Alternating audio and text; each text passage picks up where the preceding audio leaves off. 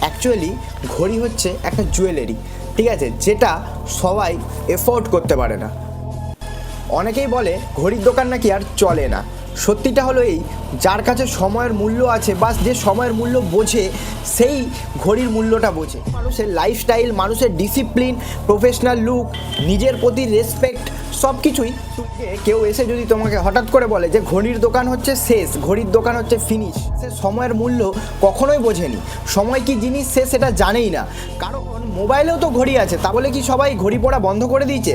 কারণটা হচ্ছে এই, ঘড়ি হচ্ছে একটা পার্সোনালিটি, ঘড়ি হচ্ছে একটা অ্যাটিটিউড, ঠিক আছে। ঘড়ির মধ্যে একটা অ্যাট্রাকটিভ লুক আছে, যেটার ভ্যালু বাজার থেকে কখনোই উঠে যাবে না, আর এই ব্যবসাও কখনোই বন্ধ হয়ে যাবে না। তো যার কাছে সময়ের মূল্য আছে, যে সময়ের মূল্যের দাম দিতে জানে, সেই ঘড়ি অ্যাফোর্ড করতে পারে। ঘড়ি হচ্ছে একটা জুয়েলারি, যেটা সবাই কিন্তু অ্যাফোর্ড করতে পারে না।